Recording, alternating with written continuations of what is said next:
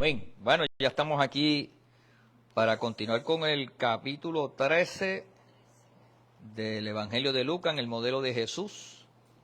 Hoy no vamos a ser tan extenso, pero sí queremos terminar el capítulo 13.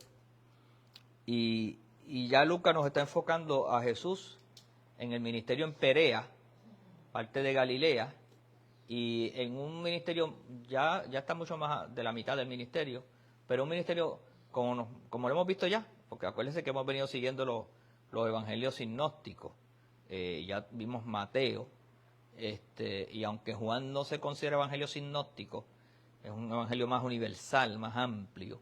Vimos en Mateo la controversia constante con los escribas, los fariseos, el mismo gobierno de Pilato, de Herodes. Y ya aquí este capítulo 13 está la cosa confrontativa. Ya ellos están haciendo su expediente, lo que se llamaría su sumario fiscal, y Cristo está rompiendo y estableciendo que Israel ya está en su culminación del reloj de Dios, de la temporada, porque Dios ahora va a tratar universalmente con la iglesia. Y entonces, aquí en este capítulo 13, hubo la polémica ya de Jesús que sanó a la mujer encorvada, y cómo esta hipocresía religiosa reclamaba que Jesús no hubiera sanado a aquella mujer porque era sábado. ¿Por qué trabajando el sábado? Entonces Jesús le dijo, ¿verdad que ustedes son bien hipócritas y le faltan a la verdad? Porque ustedes por la mañana van y desatan el pollino y lo llevan a beber agua y le dan comida antes de irse para la sinagoga. Y eso es un trabajo. O sea, no llegan a ese extremo.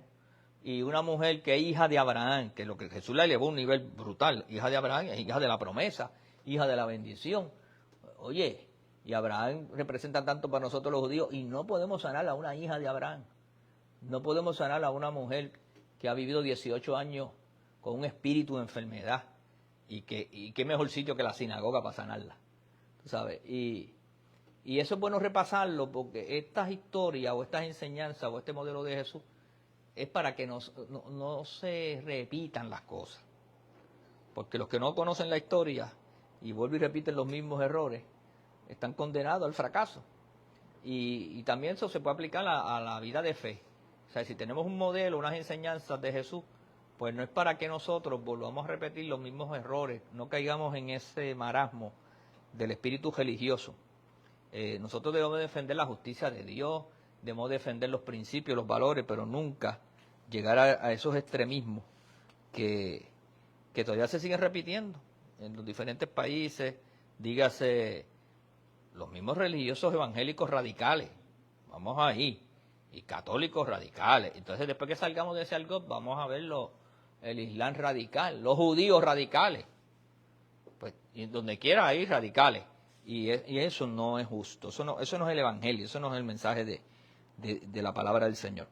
Por lo tanto, nos situamos aquí en el capítulo 13, en el verso 18. Después de esa controversia, Jesús dio un ejemplo tremendo y dijo, ¿a qué es semejante el reino de Dios?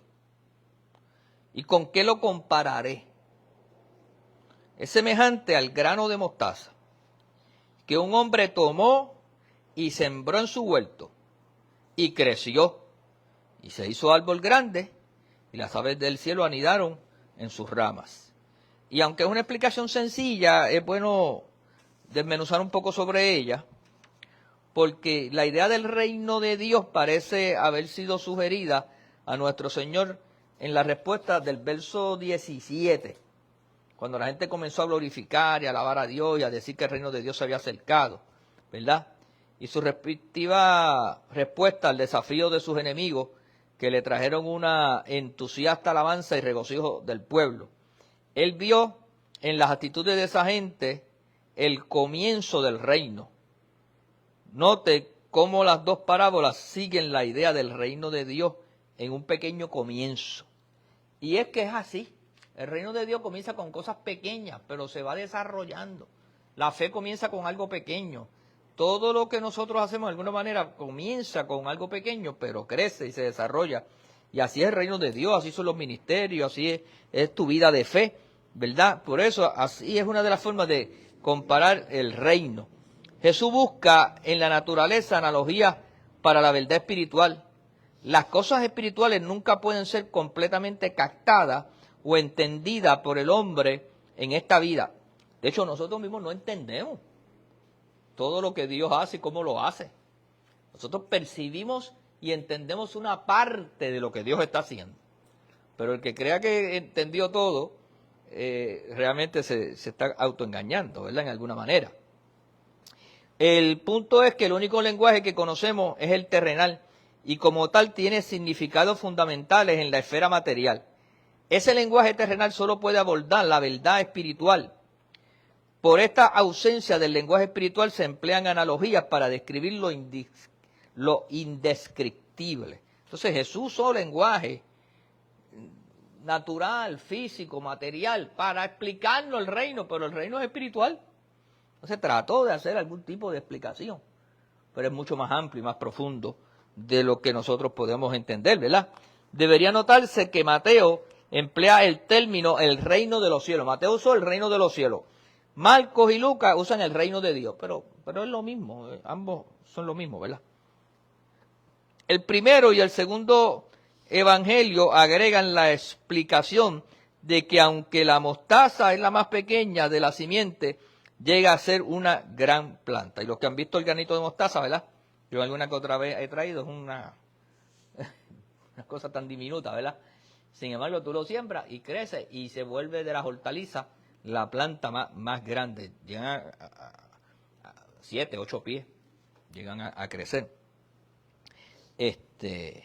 Y los pájaros vienen y la pueden soportar, la planta de mostaza. La versión de Lucas de las dos parábolas del reino no está tomada en el mismo discurso del maestro del que la toman los otros dos sinópticos, entiéndase Mateo y Marcos, ¿verdad? Mateo y Marcos se informan que estas parábolas fueron parte del ministerio de Jesús en Galilea, enseñando desde un bote en el mar de Galilea, ¿se acuerdan? En una multitud que escuchaba desde la costa. Pero Lucas informa que estas parábolas fueron dichas durante el ministerio del Señor en Perea. Mira, el lugar, el púlpito que usó no hace diferencia en el contenido. El contenido es básicamente el mismo. Acto seguido dice otra parábola. Y volvió a decir, ¿a qué comparar el reino de Dios? Es semejante a la levadura que una mujer tomó y escondió en 3 medidas de harina hasta que todo fue fermentado. Y hay otra parábola del Señor, otra enseñanza del Señor que dice que un poquito de levadura, o si le echas de más, leuda toda la masa. Y es lo mismo, lo que se está estableciendo aquí, que lo poquito, que el reino de Dios puede empezar con cosas pequeñas. Nos debe dar una enseñanza adicional a nosotros, que a veces queremos que las cosas comiencen grandes o con mucho, y nosotros la gente de fe tenemos que saber que hay cosas que van a ir, ¿qué? Paulatinamente, poco a poco, tú vas ejercitando la fe, hasta, es como la aurora, ¿verdad? Que comienza a salir los destellos hasta que el día se hace todo iluminado. Y entonces esto es un principio del reino, que nosotros como gente creyente debemos coger esa enseñanza y traerla también a nuestros tiempos, porque los principios y las leyes de Dios, es como dice la misma Escritura, que Jesucristo es el mismo, ayer, hoy y por siempre. Por lo tanto, los principios tienen aplicabilidad. A lo mejor lo percibimos de manera diferente o a lo mejor tengan uno que otro detalle que cambie, pero es lo mismo, es como la ropa es ropa. Que usemos más o menos ropa en ciertos lugares del mundo, o que los colores sean más brillantes o menos brillantes, pero sigue siendo el mismo principio de ropa. Y hay cosas que no pierden su aplicabilidad. Entonces, acto seguido, el Señor trajo otra enseñanza que tiene varios versos y también está en Mateo. Dice, pasaba Jesús por ciudades y aldeas, enseñando y encaminándose a Jerusalén. O sea, es importante que entendamos que Jesús iba ya camino a Jerusalén. Y porque Jerusalén era el centro comercial, era la capital y era el centro donde iba a finalizar el ministerio del Señor. Por lo tanto, usted va a ver que aunque se paraba o se movía de ese punto para diferentes lugares de Galilea, porque Galilea estaba próxima a llegar a Jerusalén. Y alguien le dijo, Señor, son pocos los que se salvan. Y él les dijo, esforzaos a entrar por la puerta angosta, o también hay versiones que dice estrecha, porque os digo que muchos procurarán entrar y no podrán. Después que el padre de familia se haya levantado y cerrado la puerta, y estando fuera, empecéis a llamar a la puerta, diciendo, Señor, Señor, ábrenos, él respondiendo os dirá. Y usted oye estos relatos, déjeme hacer un alto, aunque lo voy a explicar más en detalle, y para ellos le era más fácil entender, porque era el lenguaje que se acostumbraba en la idiosincrasia de los que estaban allí.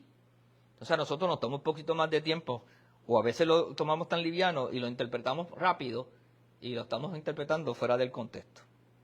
Y entonces, yo me acuerdo, para decir un relato rápido, cuando la gente decía, cuando Jesús dijo, es más fácil entrar un rico por el ojo de una aguja que un rico al reino de los cielos. Entonces la gente, yo me acuerdo que muchos predicadores decían 20 cosas y después yo descubrí que decían 20 disparates. Porque algunos pensaban que entonces que el ojo de la aguja era la aguja la que nosotros conocemos como aguja. Porque hay muchas agujas. Y entonces yo lo oía con una disertación tremenda y convincente en lo que decían. Y yo decía, pues no hay forma con un rico, pues ¿cómo puede entrar? ¿Qué es eso? ¿Qué es eso? Digo, hasta que sigue estudiando la Biblia, me fui a los seminarios a estudiar, oí libros, que en Jerusalén habían puertas, de hecho yo escribí un libro de eso, las 12 puertas, pero algunas de las puertas en Oriente, que eran de donde eran esta gente, se le llamaban agujas. Y el camello, cuando iba a entrar por el ojo de la aguja, por eso que dice, es más fácil entrar un camello por el se tenía que inclinar y tenía que pasar porque era bajita la puerta. Pero no. Y angosta. Entonces, ¿qué pasa? Se podía entrar, pero era trabajoso. Por lo tanto, si el camello puede entrar, el rico también puede entrar, pero le es trabajoso porque tiene que desprenderse de un montón de cosas en su mente esa de lujo, materialista, consumista y de placeres. Hay ricos que no, ricos que dominan eso lo más bien y no lo tienen el dinero y lo usan para subsistir y ayudar a otros, pero no. A veces andan, que tú los miras y tú dices, rayos, eso no es rico, mira lo que anda en la forma. ¿Por qué? Porque eso no es lo que le llena. Pero entonces, así pasa con muchos ejemplos de la Biblia, porque la idiosincrasia cuando se está hablando, en el tiempo que se está hablando, eso tiene otro significado o un significado diferente al que tiene para nosotros hoy en día. Y entonces, esa palabra hipócrita, pues no suena tan fuerte como para nosotros acá. Para acá, para nosotros hasta ofensiva. No, allá era un actor. Como si tú dijeras, un personaje. Este tipo es un actor. Está actuando. Pero era una verdad que eran hipócritas. Por lo tanto, dice, después que el padre de familia se haya levantado y cerrado la puerta, y estando fuera empezáis a llamar a la puerta diciendo, Señor, Señor, ábrenos. Él respondiendo os dirá, no sé de dónde sois. Y eso era una costumbre que pasaba en aquellos entonces. Entonces comenzaréis a decir, delante de ti hemos comido y bebido, y en nuestras plazas enseñaste. Pero os dirá, os digo que no sé de dónde sois. Apartaos de mí todos vosotros, hacedores de maldad. Y allí será el llanto y el crujir de dientes. Cuando veáis a Abraham, a Isaac y a Jacob, y a los profetas del reino de Dios, y vosotros estéis excluidos, porque vendrán del oriente y del occidente, del norte y del sur, y se sentarán a la mesa del reino de Dios, y aquí hay postreros que serán primeros, y primeros que serán postreros. Y esto pues lo lee un futurista y lo explica de una manera, y lo lee un preterista y lo explica de otra. Pero vamos a explicarlo a razón del suceso. Y entonces cada cual puede llegar también a sus propias conclusiones, yo no tengo problema con eso. Pero vamos a analizarlo en la idiosincrasia judía de lo que estaba pasando en ese momento. Por lo tanto, pasaba Jesús por ciudades y aldeas encaminándose a Jerusalén. Este verso sirve tanto para introducir la segunda etapa del ministerio pereano, de Perea de Jesús, porque realmente él iba para Jerusalén. Como ya hemos visto, este viaje a Jerusalén no es un mero viaje en el sentido físico y geográfico, sino un movimiento que cada vez acerca más a nuestro Señor a un gran encuentro con la cruz. Este era el cumplimiento del reloj profético de la muerte de Jesucristo. Por lo tanto, Jerusalén a lo mejor no era que iba a llegar a ese lugar en tanto tiempo, pero sí ese era el destino final. Jesús se está trasladando en esa dirección en dos maneras. Está completando sistemáticamente su necesario ministerio evangelístico a cada ciudad y a cada villa. Y segundo, pues llegar a Jerusalén donde iba a cumplir el tiempo profético. Esta porción del ministerio de Jesús parece estar inmediatamente después de su presencia en Jerusalén, en la fiesta de la purificación del templo, que se cita también en Juan capítulo 10, del verso 22 al 39. Después de salir de Jerusalén, en esta ocasión fue a Perea, la tierra más allá del Jordán, donde primero Juan había estado bautizando. Conoce ya la parte geográfica, ¿verdad? Él permaneció allí hasta después que recibió el mensaje sobre la enfermedad de Lázaro, Juan capítulo 11, del 3 al 7. Ahora, y alguien dijo, de los que estaban allí, alguien dijo esta expresión. Y la expresión que dijo es, cuando la persona dice, son pocos los que se salvan. Y de momento eso sale así, esa expresión ahí, que Jesús no está hablando, ¿verdad?, necesariamente sobre el tema. Pero lo que está así, cuando dice son pocos los que se salvan, cualquiera que haya sido el motivo o la preconcepción que estaba detrás de esa pregunta, el maestro le dio una respuesta objetiva y seria. Persona tiró eso allí, y algunos de nosotros podemos asumir que está hablando de la salvación de los judíos. Por lo tanto, el Señor contestó, esforzado en entrar por la puerta angosta, la puerta estrecha. Jesús seguida lo llevó a un punto. La palabra griega que traducimos esforzado es nuestra palabra agonizar. Esa palabra griega que significa esforzado es la que nosotros usamos en español, agonizar. A tal magnitud que el que está esforzándose está como si estuviera muriendo, ¿verdad?, en alguna manera del esfuerzo que hace. El pasaje en realidad dice, cualquiera que sean los obstáculos, usted debe entrar, porque el costo del fracaso es muy grande. Muchos procurarán entrar cuando sea demasiado tarde y no podrán. Era lo que Jesús estaba estimulando, ¿verdad? Después de que el padre de familia... Entonces le trae otro ejemplo. Dice, mire, esfuércese en entrar, este es el momento de entrar. Y déjeme decirlo un poquito más claro. Jesús está recibiendo persecución. Los discípulos están recibiendo persecución. Hay antagonismo. Él le dijo, pero este es el precio. Y hay mucha gente que piensan que el servir a Cristo no tiene costo.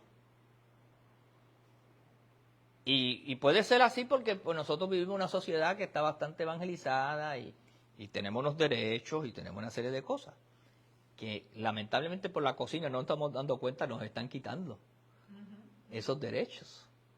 Ahora mismo tenemos 3 o 4 casos en los tribunales. Uno falló en contra de una juez ahora que sabemos que erró porque no conoce el principio, lo que se llama libertad religiosa. Y el otro, hasta el juez Cortó fue amenazado de que se inhibiera del caso, por el caso de los trabajadores sociales. Y le sacaron una foto porque estaba almorzando con unos jueces y abogados, jueces y abogados cristianos. Y hasta atentaron contra su libertad religiosa. Y por ahí te puedo decir que hay unos médicos ahora mismo que están luchando, unos trabajadores sociales están luchando contra el Colegio de Trabajadores Sociales, porque le quieren meter la ideología de género.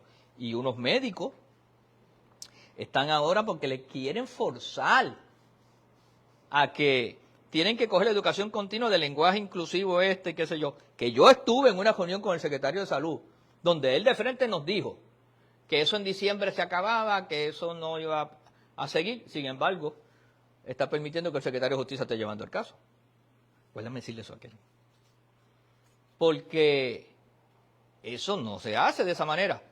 Sabemos que al final se deben ganar los casos, pero tú tienes que seguir apelando, llegando al Supremo, gastando dinero. Ahora mismo la esposa del alcalde de Ponce hizo un comentario en una entrevista que le hace un sacerdote, que le trae el tema. Pues ella es una profesional de la salud, hizo una expresión científica desde su punto de vista y su opinión. Pues tú no puedes opinar. Tus libertades de fe, tu libertad de... Es más, olvídate de la libertad religiosa. Olvídate de tu libertad de conciencia. Tu libertad de expresión. Si lo que tú dices no va de acorde con este lenguaje inclusivo ahora de todos, todas, todes y qué sé yo cuántas cosas más, pues tú eres ofendido por un sector. Oye, yo voy a respetar lo que otros quieran hablar y decir. Pero, oye, respeta mi diversidad también, que es más antigua que la de ellos, porque nos criamos así. Eso, en alguna manera, es esto. El que no esté dispuesto a entrar por la puerta estrecha, pues ¿cuántos cristianos hoy en día hay que no se atreven en los trabajos ni a hablar? Por lo menos, gracias a Dios, que dejaron que se pusieran ceniza. Fue el miércoles ceniza hoy. Y se respetó eso. Que yo no lo practico dentro de mi fe evangélica, pero respeto a mis hermanos católicos que lo practican porque no tiene nada de malo. Recordando la cuaresma, el sacrificio, la preparación, la consagración, y del pueblo fuimos tomados y del pueblo volveremos. ¿Sabes lo que significa eso? Es más que eso. Entonces, les traigo esto porque cuando a veces vemos esto aquí de la puerta estrecha, no nos hace mucho sentido en nuestro sistema de vida, pero cuando se pone usted a expurgar, se va a dar cuenta que servir a Cristo hay que meterse en la puerta estrecha, en alguna manera, ¿verdad? Después que el padre de familia se haya levantado y cerrado la puerta, el cambio de la imaginaria puerta estrecha a la puerta cerrada, ahora cambia a la puerta cerrada, está anticipando en la última cláusula del verso 24. La puerta estrecha hace que la entrada sea difícil. La puerta cerrada la hace imposible. Fíjate que aquí Jesús habló de dos puertas. A la hora apropiada, al finalizar el día, el señor de la casa cierra la puerta y se espera que todos los componentes de la familia estén adentro y estarán, si son leales y obedientes. Oye, así era antes. Cuando el padre se acostaba, todo el mundo tenía que estar adentro y todo el mundo se tenía que acostar. Y se cerraba la puerta. Ahora no. Nuestra sociedad ha cambiado. Ahora todo el mundo tiene llave, entra y sale cuando quiere, si quiere. Es más, si no quiere, no llega.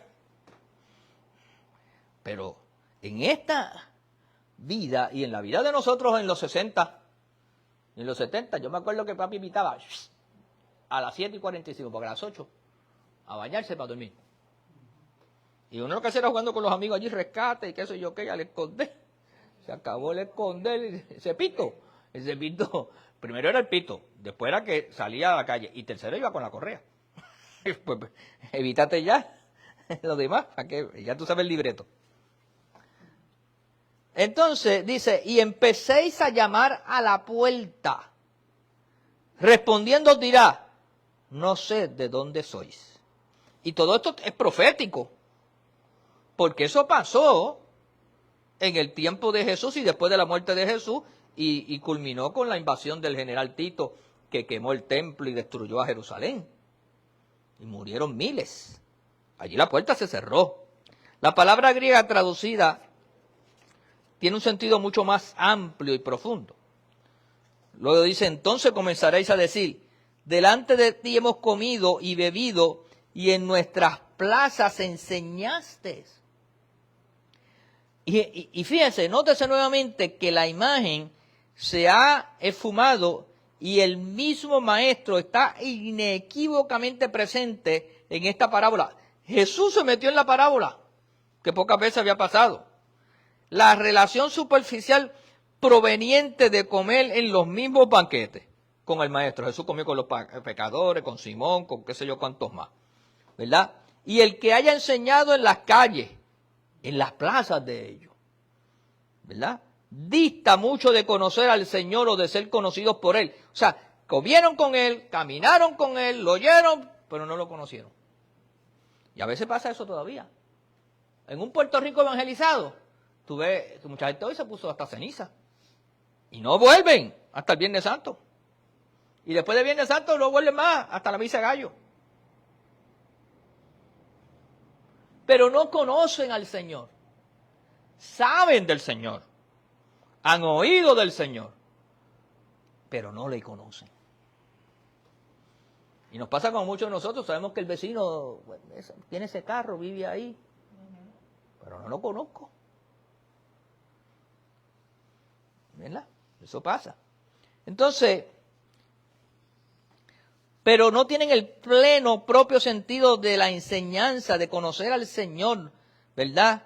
Esa relación superficial estaba muy lejos de justificar la petición de la admisión. Pero os digo que no sé de dónde sois, le dijo el Señor. Allí será, luego le dice, allí será el llanto y el crujir de dientes cuando veáis a Abraham, a Isaac, a Jacob y a todos los profetas en el reino de Dios, y vosotros estéis excluidos. Jesús le está profetizando lo que va a pasar. Van a estar todos los profetas y todos los demás, pero ustedes van a estar excluidos porque no siguieron al Señor. Los judíos que cariñosa y obedientemente habían aceptado a Abraham, a Isaac y a Jacob y a los profetas, y que habían rechazado a Jesús, algún día verían a estos reverenciados antepasados en el reino de Cristo, y ellos mismos serían arrojados como indignos de la santa habitación y compañía. Y eso pasó en ese tiempo de los judíos. Luego dice, allí será el llanto y el crujir de dientes. ¿Qué es la más fuerte fórmula hebraica para expresar sufrimiento intenso? Esa expresión, allí será llanto y crujir de dientes, es la forma que los judíos, cuando hablaban que algo era terrible, que era doloroso, decían esa palabra, allí será el lloro y crujir de dientes. Ellos sabían lo que Jesús le estaba diciendo, porque era parte de su léxico, ¿verdad? Entonces, describe la seriedad del asunto y la trágica finalidad de su sentencia. Jesús estaba en este momento dictando una sentencia para Israel. Luego dice, porque vendrán del oriente y del occidente, del norte y del sur, vendrán ciudadanos del reino de todas las razas y naciones, personas a quienes el Maestro conoce en verdad y que lo conocen a Él, porque te está hablando de toda la gente que tuvo comunión con Dios. Y luego dice, y aquí hay postreros que serán primeros y primeros que serán postreros. Y aunque esto es un principio que nosotros usamos para decir muchas cosas, tiene muchas implicaciones. Los primeros evidentemente son los judíos en la aplicación primaria de este verso y los postreros son los gentiles. Pero también nótese sin embargo que no todos los gentiles serán realmente los primeros, ni todos los judíos serán los últimos. ¿Por qué? Porque eso se va a dar conforme a la fe. Se van a salvar judíos, se van a salvar gentiles, se van a salvar de todas las naciones en relación a nuestra circunstancia presente, porque lo que la gente necesita para ser salvo, como decimos por ahí, la salvación es personal, individual, es rendir su corazón a Cristo. Entonces yo no soy el que salvo, yo soy instrumento para predicar el Evangelio. El que tiene el destino de la salvación y el reconocimiento de la salvación es el Señor, porque Él es el que conoce los corazones y prueba los corazones, ¿verdad? Amén. Bendito Dios. Y terminamos con esta expresión de los últimos versos. Dice, aquel mismo día llegaron unos fariseos diciéndole, sal y vete de aquí, porque Herodes te quiere matar. Algunos teólogos piensan que eran que estos judíos se querían deshacer del Señor y le trajeron esa información, pero otros piensan que realmente Herodes, que tenía una mente enferma, oye, había matado a Juan el Bautista, y la mujer de Herodes era peor que él, y quería salir de todos esos profetas y todos esos predicadores y todo lo que le señalaban el pecado. Entonces les dijo, id y decid a aquella zorra. Cuando esta gente le dijeron eso a Cristo, Cristo no se intimidó, ni se dejó caer en la trampa. Y le dijo, id y decid a aquella zorra, llamó a Herodes zorra. Oye, y yo creo que le dijo un buen adjetivo.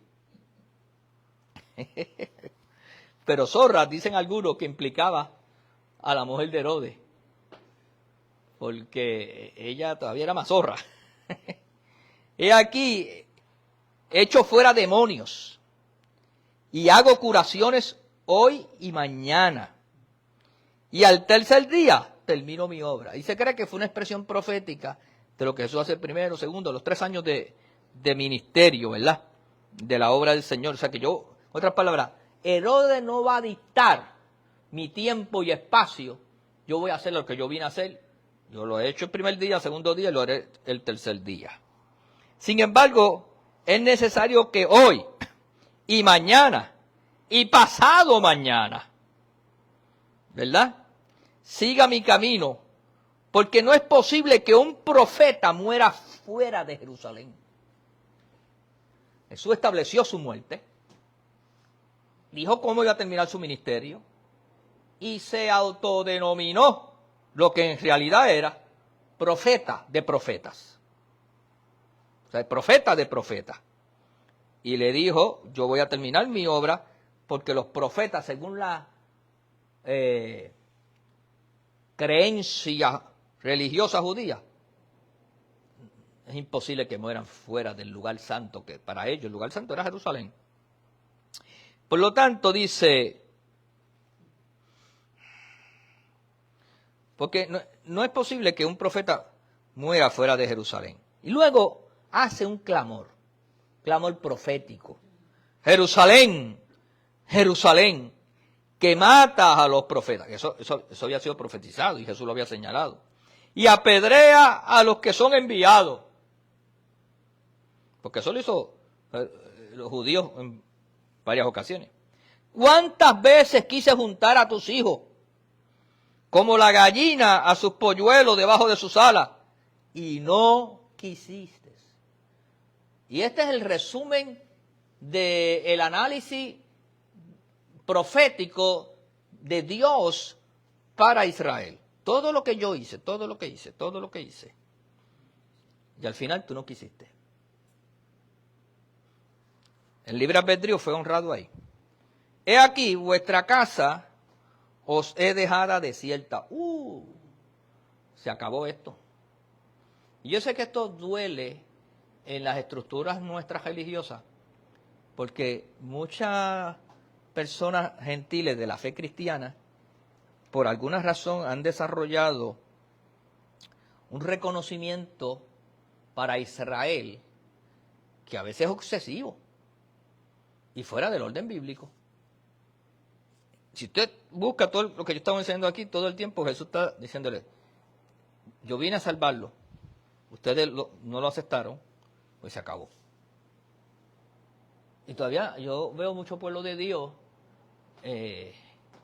con una obsesión con Israel, como que usan esta frase, no sé si te la han oído, Israel es el reloj de Dios, el reloj profético. Oye, lo fue en un momento dado, pero y que todavía, de hecho, ¿por qué muchos turistas van a Israel, de tanto de Estados Unidos, de Puerto Rico? Porque tú como cristiano no debes pasar una experiencia de vida sin ir a bendecir a Israel. No, yo fui para ver la historia y para ver dónde mi Señor caminó y reafirmar lo que bíblicamente yo predico y enseño. Pero, tú sabes, yo no fui con supersticiones. Yo conozco gente que va con unas supersticiones allí. Si yo no me bautizo en el río Jordán, yo no estoy bautizado. Y por ahí puedo hablar de cosas como esa. Y van allí y compran hasta pedazos de la cruz que le ven. Como si todavía hubiera el pedazo de la cruz. Luego dice, he aquí, vuestra casa os he dejado desierta, y os digo que no me veréis hasta que llegue el tiempo en que diga, bendito el que viene en el nombre del Señor. Y aquí estaba la palabra profética. Aquí pues, es como yo siempre he dicho, esto ocurrió. ¿Qué puede volver a ocurrir? Claro que sí. Él es el Señor. Y puede manifestarse como Él quiera. Y cuando Él quiera. Pero que lo estaba diciendo a esta gente ahí ¿Y que eso ocurrió? Pues sí. Y gloria a Dios. Y está el modelo de Jesús ahí enseñado. Que si el Señor puede manifestarse nuevamente. Yo creo que se ha manifestado. Y creo que se puede volver a manifestar. Y no dudo que se manifieste. Amén. Y no lo dudo. Y a Él damos la gloria, la honra y la alabanza. El capítulo 14, en materia de enseñanza, el próximo miércoles, a esta misma hora. Que Dios añada bendición a su palabra. Glorificamos al Señor.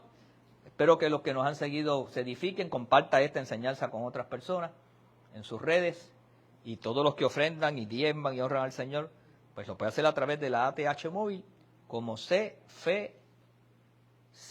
y Gracia. Fe y Gracia. Ahí puede hacer su ofrenda. Dios me lo bendiga. Nos vemos. Cuídense.